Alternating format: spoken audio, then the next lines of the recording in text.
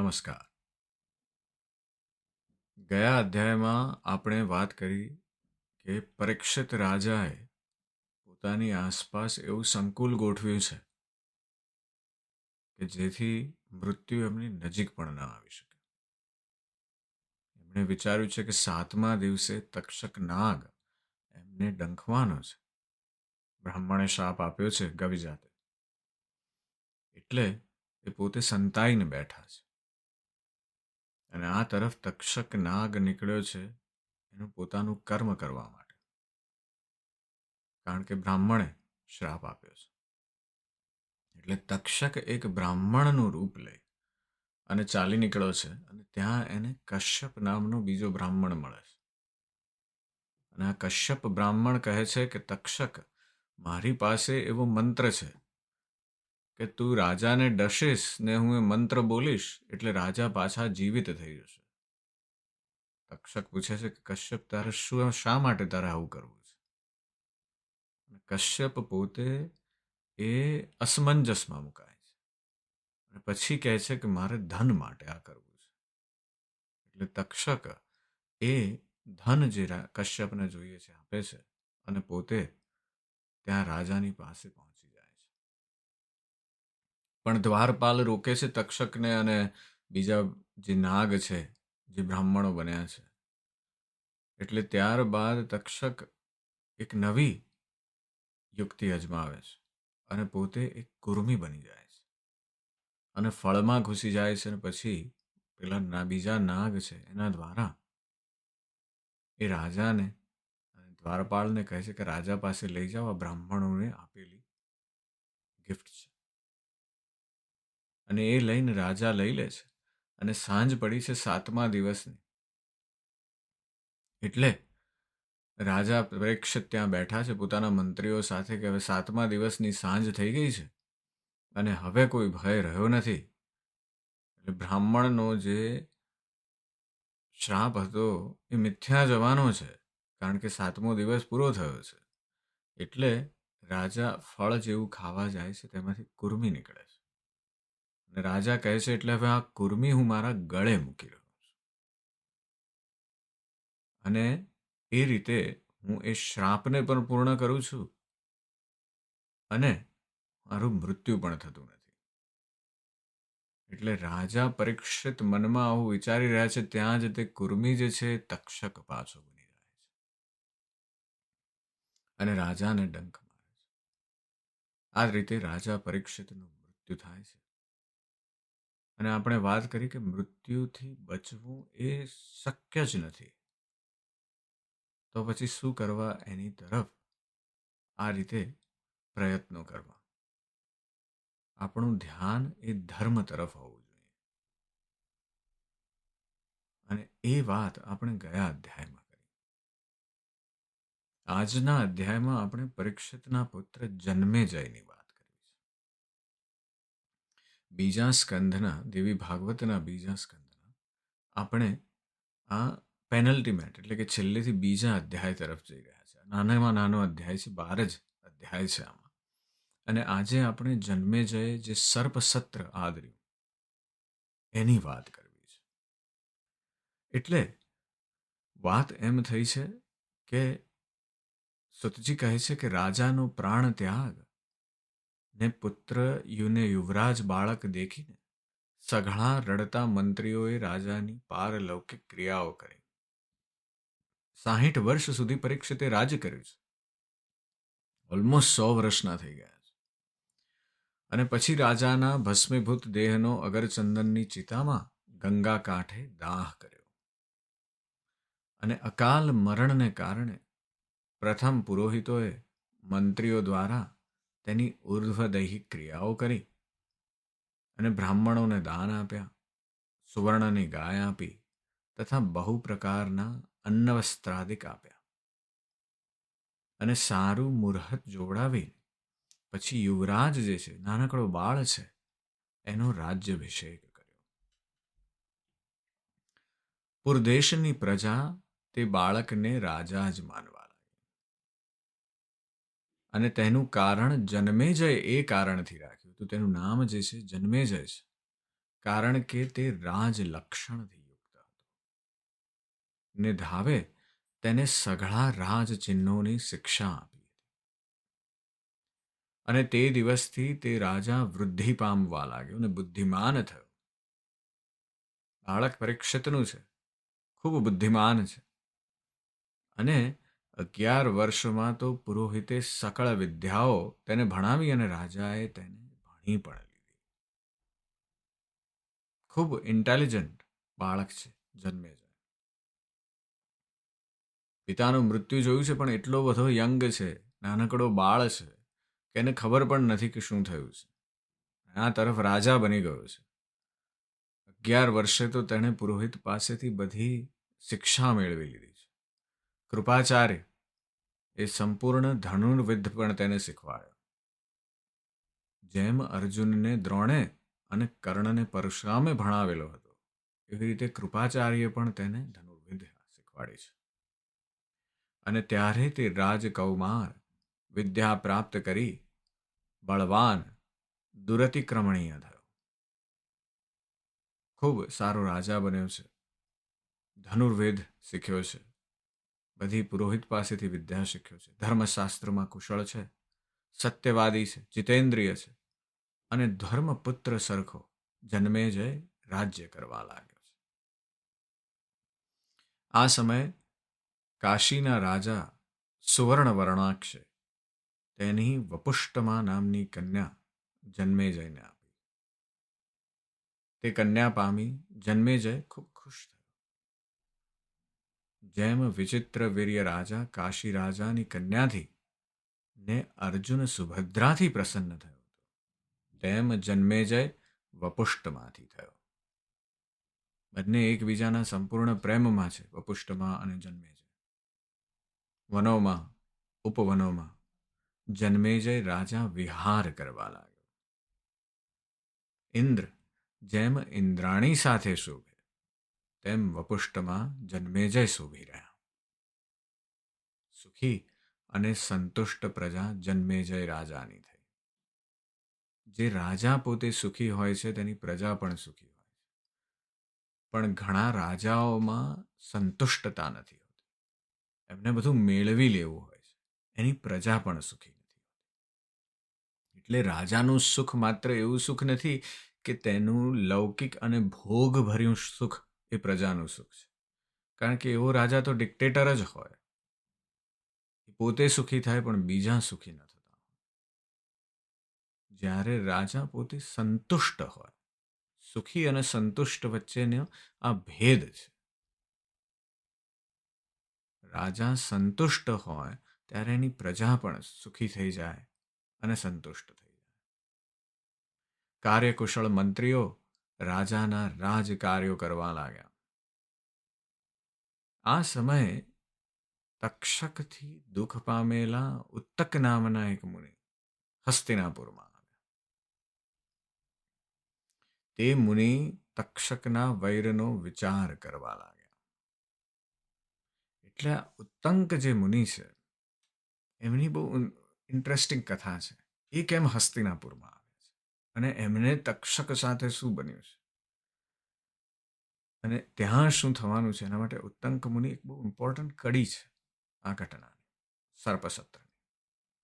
એટલે ઉત્તંક મુનિ જ્યારે ગુરુને ત્યાં ભણતા હતા, ત્યારે ગુરુની સ્ત્રીએ દક્ષિણામાં ઉત્તંક મુનિ પાસે રાણીના કુંડળ માંગ્યા. અને એટલે ઉત્તંકે રાણી પાસે જઈ અને ભવતી ભિક્ષાન દેહી કીધું ને કુંડળ માંગી લીધા. અને રાણીના કુંડળ મુનિએ લાવી આપ્યા. હવે આ લઈને પાછા આવી રહ્યા છે જ્યારે મુનિ, ત્યારે એમને રસ્તામાં તક્ષક નાગ મળ્યો અને કુંડળ એણે લઈ લીધા. અને તક્ષક એ લઈને તો પાતાળમાં જતો રહ્યો. એટલે ઉત્તંક મુનિ એની પાછળ અતિ પરિશ્રમથી પાતાળમાં જઈ પહોંચ્યા અને ત્યાંથી એમણે કુંડળ મેળવી લીધા. અને તે દિવસથી મુનિ ઉત્તંકને સર્પો સાથે વેર થઈ ગયો. એટલે મુનિને ખ્યાલ આવી ગયો કે આ તો જન્મેજય પરીક્ષિતનો પુત્ર છે અને એટલે પરીક્ષિતના પુત્ર જન્મેજય છે એમ જાણીને મુનિ રાજાને કહેવા લાગ્યા કે હે રાજન, સમય પ્રાપ્ત છતાં તું કાર્ય અકાર્યને જાણતો નથી, અકર્તવ્યને કરે છે અને કર્તવ્યને તું કેમ કરતો નથી? અમર્ષ રહિત તને નિરુદ્ધમીને હું શું કહું? વૈરથી શૂન્ય, શાસ્ત્ર જ્ઞાન રહિત, બાલ ચેષ્ટાવાળા તને હું શું કહું? જન્મેજય બોલ્યા, શું વૈર?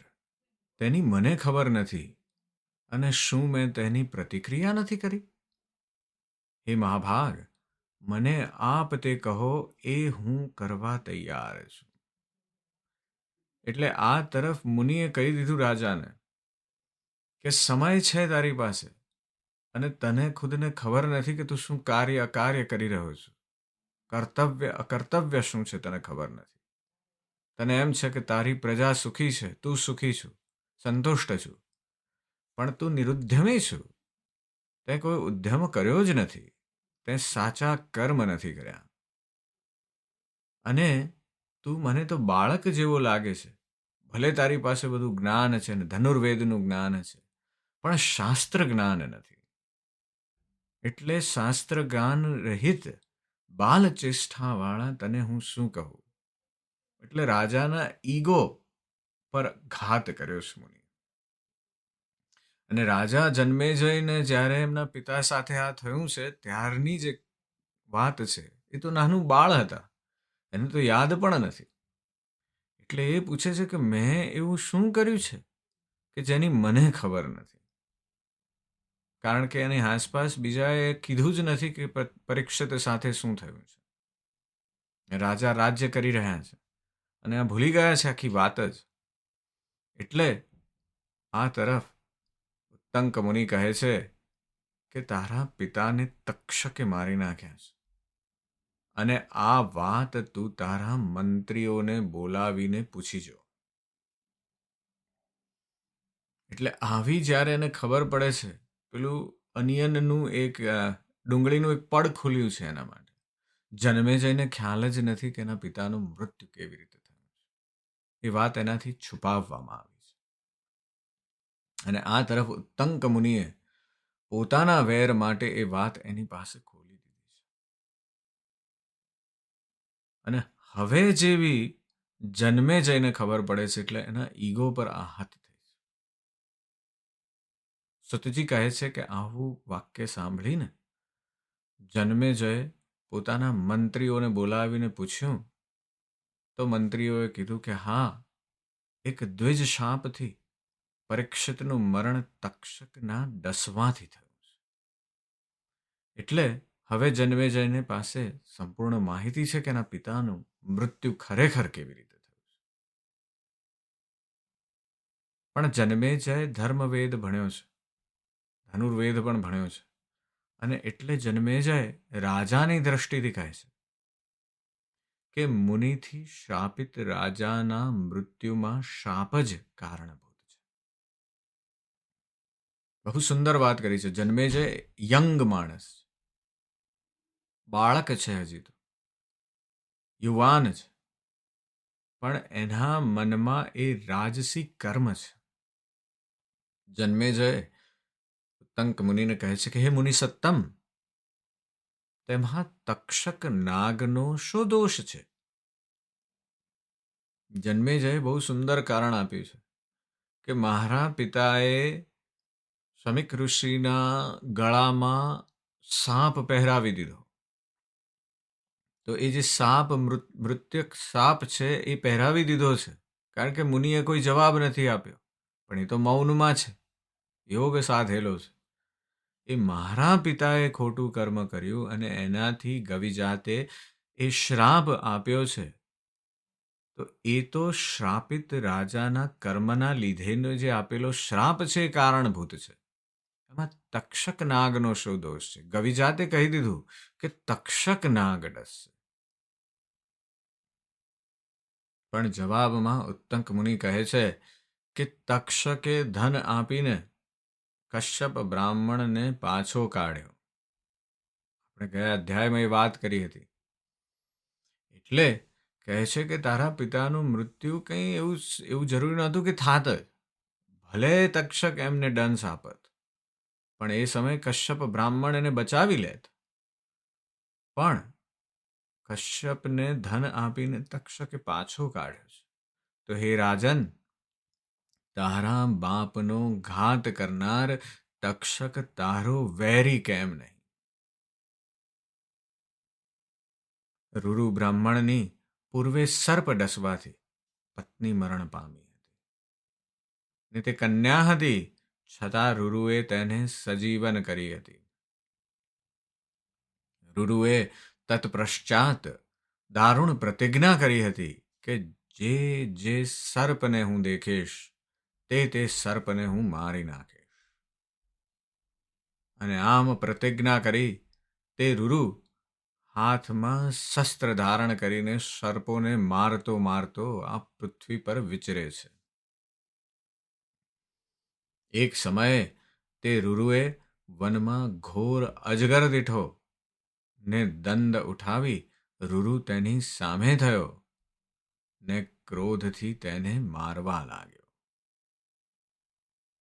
તે સર્પ તેને કહેવા લાગ્યો કે હે વિપ્ર, મેં તારો કોઈ અપરાધ કર્યો નથી, છતાં તું મને કેમ મારે છે? અને રૂરુ કહે છે કે સર્પથી ડસાયેલી મારી પ્રાણપ્રિયા મરણ પામી હતી, તેથી મેં એવી પ્રતિજ્ઞા કરી છે. અને દુંડુભ જે સર્પ છે, જે અજગર છે, એ દુંડુભ કહે છે કે હું તો કરડતો નથી, પણ કરડવા વાળા સર્પો બીજા હોય છે. કેવળ મારું શરીર સર્પોના જેવું છે, તેથી મને મારવું આપને ઘટતું નથી. અને એટલે રૂરુ પૂછે છે કે આવી મનોહર જે સર્પની વાણી સાંભળી એટલે રૂરુએ પૂછ્યું કે તું કોણ છે? અજગર તાને કેમ પામ્યો છે? એટલે સર્પ કહે છે કે હે વિપ્ર, પૂર્વ જન્મમાં હું બ્રાહ્મણ હતો ને ખેચર નામનો મારો મિત્ર હતો. તે બ્રાહ્મણ ધર્મવેત્તામાં શ્રેષ્ઠ સત્યવાદી ને જીતેન્દ્રિય હતો. મેં મૂર્ખતાથી તૃણનો સર્પ બનાવી તેની વંચના કરી. તે અગ્નિહોત્રના સ્થાનમાં બેઠો હતો ને મહાભય પામ્યો, ને તે વિમન થયેલા દ્રુજતા હોતાએ મને શ્રાપ આપ્યો હતો કે હે મંદ બુદ્ધિ, તે મારી વંચના કરી, વાસ્તે તું સર્પરૂપતાને પામી જા.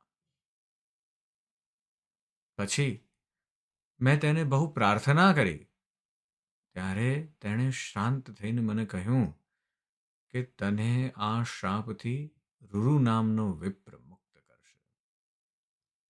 તે રૂરુ પ્રમિતિનો પુત્ર થશે. આ વચન મને કહ્યા વાસ્તે હું સર્પ છું ને તમે રૂરુ છો, તો મારા પરમ વચન સાંભળો. બહુ ઉમદા વાત થઈ છે. એક વાત એવી છે કે આપણે રૂરુ જેટલી વિચક્ષણ વ્યક્તિ હોઈએ કે જે પોતાની પ્રેયસીને જીવતી કરી શકે છે મૃત્યુમાંથી, પોતાનું અડધું જીવન આપી દીધું છે, ત્યાગ સમજી ચૂક્યા છે રૂરુ. પણ અહિંસા એ બહુ અઘરું છે. ત્યાગ તમે કરી શકો પણ હિંસા જતી નથી. અદ્ભુત વાત છે. આપણે હજી પણ અંદર જે હુંપણું છે એનું એક પડ હટાવ્યું છે ત્યાગથી. એટલે આપણે 2 અધ્યાય પહેલા વાત કરી હતી ત્યાગની, કે રૂરુ પાસેથી આપણે એ શીખવાનું છે. વિચાર્યું પણ નથી. પેલા દેવદૂતે કીધું કે તારું અડધું આયુષ્ય આપી દે તો હું તારી પ્રેયસીને જીવતી કરું, તો કહે લો આપી દીધું. આવો ત્યાગ છે પ્રેમમાં. પણ એની સામે હજી હિંસા ટકી રહી છે કે મારી પ્રેયસીને સાપે મારી છે તો હું એ બધા સાપને મારીશ. અને હિંસા આપણી અંદર હોય, હિંસાનું પડ પણ જુદું કરવાનું છે. એટલા માટે જ જૈન સમાજમાં કીધું છે અહિંસા પરમો ધર્મ. અહિંસા ખૂબ અઘરી છે. એ ત્યાગથી પણ અંદર પેલા અનિયનના આપણા જે લેયર છે સ્પિરિચ્યુઆલિટીમાં, એ ત્યાગથી પણ ઊંડે છુપાયેલી છે. એટલે તમે ત્યાગનું પડ ખોલી નાખ્યું, પણ હિંસાનું પડ પણ જુદું કરવું પડશે. અને આ હિંસાનો અર્થ એવો નથી કે આપણે બધાને મારી જ નાખીએ, પણ બીજાનું બુરું કરવું એ પણ એક પ્રકારની હિંસા છે. એટલે અહીંયા રૂરુ હિંસામાં એટલા અંધ બની ગયા છે કે આટલી વિચક્ષણ વ્યક્તિ હોવા છતાં પણ એમને સાપ અને અજગરમાં ફેર દેખાતો નથી. અને જ્યારે આપણે પણ એ જ રીતે હિંસાનું વિચારીએ છીએ, ત્યારે આપણા મનમાં પણ આ જ ઘટના બને છે. થાય છે એવું કે આપણે સારા અને ખરાબ વ્યક્તિ વિશે વિચારી શકતા નથી, આપણે જુદા જોઈ શકતા નથી. રૂરુનું પણ આવું જ થયું છે. અને આ તરફ દુંદુભ અને રૂરુ વચ્ચે સંવાદ ચાલી રહ્યો છે. એટલે રૂરુ જ્યારે પૂછે છે કે તું કોણ છું ને અજગરતાને કેમ પામ્યો છું, ત્યારે દુંદુભ જવાબ આપે છે કે મેં મારો મિત્ર જ્યારે યજ્ઞ કરી રહ્યો છે ત્યારે એને તરફ સાપ મૂકી દીધો, ત્યાં ખાલી તૃણનો બનાવ્યો. મિત્ર ખૂબ ડર પામ્યો અને એટલે એણે મને શ્રાપ આપ્યો છે. પણ એને કીધું છે કે રૂરુ નામની આ વિપ્ર જે છે એ તને મુક્ત કરશે, અને હવે તમે મને મુક્ત કરી રહ્યા છો. પણ એ સમયે એ દુંદુભ બહુ સુંદર વચનો કહે છે, અને આ સુંદર વચનો હવે આપણે સાંભળીએ. એ કહે છે કે બ્રાહ્મણોને અહિંસા પરમ ધર્મ છે, એમાં સંશય નથી. ડાહ્યા બ્રાહ્મણે સર્વત્ર દયા જ કરવી જોઈએ. હે વિપેન્દ્ર, યજ્ઞથી અન્યત્ર હિંસા બ્રાહ્મણને કરવી કહી નથી. બહુ જ સુંદર વાત કરી છે કે સર્વપ્રથમ અહિંસા એ બ્રાહ્મણનો પરમ ધર્મ છે. અહિંસા એ સર્વનો પરમ ધર્મ હોવો જોઈએ, પરંતુ બ્રાહ્મણ માટે ખાસ, કારણ કે એ વ્યક્તિ તો જ્ઞાનની પૂજા કરે છે. પણ એટલી બધી ડીપલી છુપાયેલી છે હિંસા માણસમાં, કારણ કે હું પણ છે. અને એ હિંસાને દૂર કરવી એ બહુ અઘરી છે. જ્ઞાન નથી, તમે બધા પડ એક પછી એક આઘા કરો ત્યારે જ તમે સ્પિરિચ્યુઆલિટીને પામી શકો. એટલે ડાહ્યો જ બ્રાહ્મણ છે, એ સર્વત્ર દયા જ કરે છે.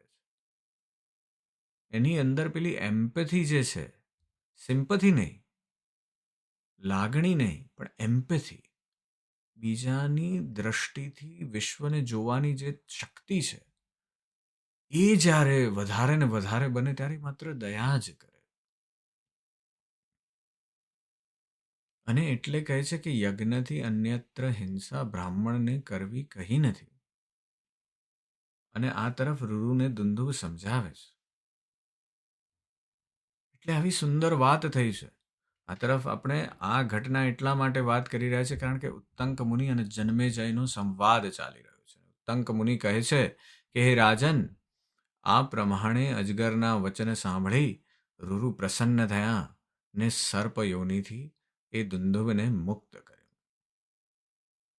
અજગરના શાપનો અંત લાવી અને હિંસાનો ત્યાગ કરી તે મરેલી જીવતી થયેલી બાળા સાથે રૂરુએ વિવાહ કર્યો. સર્પોના વેરને લઈને તે બ્રાહ્મણે સઘળા સર્પોને માર્યા. હે રાજન, તે તો સર્પોના વેરની પણ ઉપેક્ષા કરી છે. હે રાજન, તમે તો પિતાના ઘાતીઓનું પણ વૈર લેતા નથી. સ્નાન દાન રહિત તમારા પિતાનું શરીર અંતરિક્ષમાં છૂટ્યું છે. તો હે રાજન, સર્પોને મારી તમારા તાતનો ઉદ્ધાર કરો. જે પિતાના વૈરને જાણતો નથી તે જીવતો મુઓ છે. જ્યાં સુધી તમે સર્પોને નહીં મારો, ત્યાં સુધી તમારા પિતાની દુર્ગતિ થશે. હે રાજન, ભગવતી યજ્ઞના મિષથી પિતાનું વૈર સ્મરણમાં રાખી અને સર્પ યજ્ઞ કરો. એટલે ઉત્તંકજી છે એમની અંદર વેરની ભાવના એટલી ભરેલી છે સર્પ તરફ. એટલે એમણે શું કર્યું કે આ જે કથાનો મેસેજ હતો એને ટ્વિસ્ટ કરી નાખ્યો. એમણે જન્મે જઈને શું સમજાવ્યું કે રૂરુ પણ પોતે સમજ્યા છે આ અહિંસા વિશે. ત્યારે એમને જ્ઞાન થયું છે. પણ એ જ્ઞાનની વાત ન કરી. વાત શું કરી કે રૂરુએ જે કર્મ કર્યું, એની પત્નીને કોઈ સર્પે મારી તો રૂરુએ પણ બદલો લીધો. તમે પણ એ જ રીતે બદલો લો. અને આ બદલાની જે ભાવના છે, જે હિંસા છે, એટલી બધી ડીપ રૂટેડ છે આપણી અંદર. કોઈએ મારું ખરાબ કર્યું છે તો હું એનું 10 ગણું ખરાબ કરી નાખીશ. હું પણ છે, હું કોણ છું, એવી વાત છે.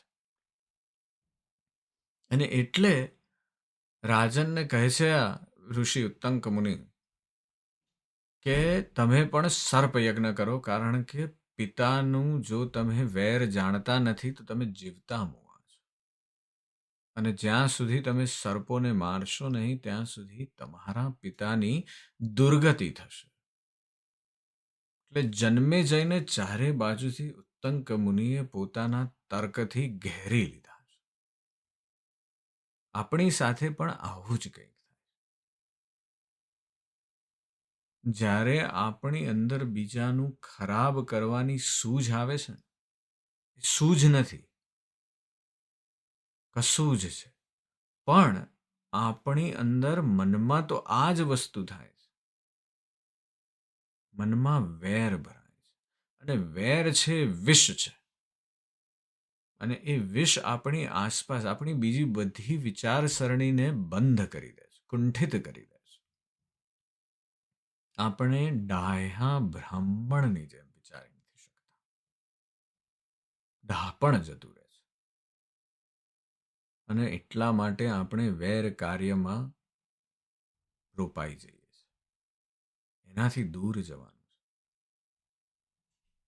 સુતજી કહે છે કે ઉત્તંક મુનિના વચન સાંભળીને જન્મેજય રાજાએ અતિવ દુઃખી થઈ નેત્રમાંથી અશ્રુઓ પાડ્યા. તે રાજા રડવા લાગ્યા અને પોતાને સંબોધવા લાગ્યા કે વૃથા માન કરવા વાળા મને ધિક્કાર છે. સર્વથી જેના પિતા પીડિત થયા છે અને એ પણ એ પીડા પામીને અતિ ઘોર ગતિને પામ્યા છે. આજે સર્પ યજ્ઞ આરંભીને પિતાનો હું ઉદ્ધાર કરીશ. અવશ્યમેવ બળતી અગ્નિમાં સર્પોને ભસ્મ કરીને હું વેર વાળીશ. અને પછી સઘળા મંત્રીઓને બોલાવી રાજાએ કહ્યું કે જેમ યોગ્ય થાય તેમ યજ્ઞ મંડપનો આરંભ કરો. ગંગા તીર પર પવિત્ર ભૂમિ પસંદ કરી તેનું માપ કરો અને સ્વસ્થ મનથી સતસ્ત ભાવવાળો મંડપ રચો. હે સચિવો, તેમાં યજ્ઞ મંડપની વેદી ઉત્તમ રચજો. તે યજ્ઞમાં સર્પ સત્રનું વિધાન કરવાનું છે. તેમાં તક્ષકને પશુ કરવાનો છે અને યજ્ઞના હોતા ઉત્તંગ મુનિને કરવાના છે. સઘળા વેદ વેતા ભૂદેવોને સત્વર બોલાવીને એકત્ર કરો. સુતજી કહે છે કે રાજાની આજ્ઞાપૂર્વક વિચક્ષણ મંત્રીઓએ યજ્ઞનો સકળ સમારંભ રચ્યો ને વિસ્તારવાળી ઉત્તમ વેદી રચી. અને જે વેળા મંત્રો દ્વારા સર્પોનો હવન શરૂ થયો ત્યારે તક્ષક નાગ ભયભીત થઈને ઇન્દ્ર પાસે જઈને કહેવા લાગ્યો કે હે ઇન્દ્રદેવ, મારું રક્ષણ કરો. વાત તક્ષકની સાચી છે. તક્ષક કહે છે કે ઇન્દ્રદેવ, મને તો ગવિ જાતે બાંધી દીધો છે એના શ્રાપથી. મેં આમાં શું કર્યું છે? મને તો શ્રાપથી બાંધ્યો છે એ બ્રાહ્મણના પુત્રએ, અને એણે કીધું છે કે તક્ષક નાગ 7મા દિવસે જઈને પરીક્ષિતને દંશશે. તો હવે મેં આમાં શું કર્યું છે? હું તો શ્રાપથી બંધાયેલો છું. મેં મારું જે કર્મ હતું એ કર્યું છે. ઇન્દ્રદેવે વાત સાંભળી અને ભયભીત તક્ષકને સાંત્વના આપીને કહ્યું કે હું તને અભયદાન આપું છું. હે સર્પ, અભય હો. એટલે વાત એવી થઈ છે કે આ તરફ હવે બે ઘટનાઓ એકબીજાની સાથે કોલિઝન થઈ રહી છે, એકબીજાની સાથે અથડાઈ રહી છે. આ તરફ જન્મેજયે સર્પ સત્ર આદર્યું છે અને તક્ષકને પશુ કરે છે, અને આ તરફ તક્ષક ઇન્દ્ર પાસે જઈને અભયદાન લઈ આવે છે. એટલે ઉત્તંક મુનિએ જાણ્યું કે તક્ષક ઇન્દ્ર પાસે ગયો છે અને એને અભયદાન મળ્યું છે, એ જાણી લીધું. એટલે તક્ષકની વાત સાંભળ્યા પછી ઉત્તંક મુનિએ ખિન્ન મનમાં થઈ અને યજ્ઞમાં ઇન્દ્ર સહિત તક્ષકની આહુતિનો મંત્રોચ્ચાર કર્યો. ઉત્તંક મુનિ એ એમની આસપાસ, જેમ આપણે વાત કરી એવી રીતે, વિષ ભરાઈ ગયું છે, વેરની વૃત્તિ ભરાઈ ગઈ છે, એટલે કશું વિચારી શકતા નથી. અને વિચારી શકતા નથી એટલે એમણે માત્ર તક્ષક નહીં પણ ઇન્દ્રની પણ આહુતિનો મંત્રોચ્ચાર કર્યો. અને આવું થયું ત્યારે જરત્કારુ મુનિના પુત્ર આસ્તિક મુનિ એ ધર્માત્મા ત્યાં આવી ચઢ્યા ને જન્મેજયને પ્રસન્ન કરવા લાગ્યા. તે સુપંડિત મુનિપુત્રની રાજાએ પૂજા કરી. રાજાએ મુનિપુત્રને વાંછિત ફળ દેવના પ્રાર્થના કરી. મુનિને કહ્યું કે મુનિ, તમે મને ખૂબ ખુશ કરી દીધો છે. આજે તમારી સંગતથી હું ખૂબ પ્રસન્ન થયો છું. તો મને આપને જે જોઈએ તે માંગી લો. અને રાજાની એવી ઈચ્છા સાંભળી એટલે મુનિપુત્રએ કહ્યું કે આ યજ્ઞ બંધ કરો. હવે એક વખત મુનિપુત્રએ આવું કહી દીધું છે અને રાજાએ આપી દીધું છે, હવે શું કરવું? એટલે સત્ય પ્રતિજ્ઞાવાળા રાજાએ ફરી મુનિને પ્રાર્થના કરી. તેથી મુનિ વાક્યથી રાજાએ મુનિએ મહાભારત સાંભળ્યું. પરંતુ આ મહાભારત જે વાત કરી છે, કારણ કે મુનિપુત્ર રાજાને સમજાવવા માંગે છે કે વેર ક્યાં લઈ જાય છે, મહાભારત સુધી લઈ જાય છે. પરંતુ મહાભારત સાંભળતા પણ રાજાને શાંતિ નથી થઈ. અને એટલે પોતાને શાંતિ કેમ થાય તે બાબત રાજાએ મહર્ષિ વ્યાસને જઈને પૂછ્યું કે હે મુનિ વ્યાસ, મારું મન દગ્ધ થાય છે, કહો હું શું કરું? મારા પિતા દુર્ભાગ્યથી સર્પથી મૃત્યુ પામ્યા. એ મહાભાગ, ક્ષત્રિયોને સંગ્રામમાં મરવું સારું છે. એ વ્યાસજી, યુદ્ધમાં ઘરમાં મરણ થાય તો તે વિધિપૂર્વક મરણ કહેવાય, પરંતુ આ તો અન્યથા પિતાનું મરણ અંતરિક્ષમાં થયું છે. જેથી હે સત્યવતી સુત, શાંતિનો ઉપાય કહો, જેથી કરી મારા પિતા દુર્ગતિથી તરી અને સ્વર્ગમાં જાય. જન્મેજય આ તરફ ઉત્તંક મુનિથી કન્વિન્સ થઈ ગયા છે, એટલે સર્પસત્ર ચાલુ કર્યું છે. અને આ તરફ મુનિપુત્ર આવ્યા છે અને મુનિપુત્રએ કહ્યું છે કે આ યજ્ઞ છે બંધ કરો. અને આસ્તિક મુનિની આવી વાત સાંભળી અને જન્મેજય હવે દ્વિધામાં છે કે હું શું કરું, કારણ કે શાંતિ મેળવવી છે, પિતાનું સુગતિ કરવી છે, કારણ કે પિતા યુદ્ધમાં મરણ નથી પામ્યા.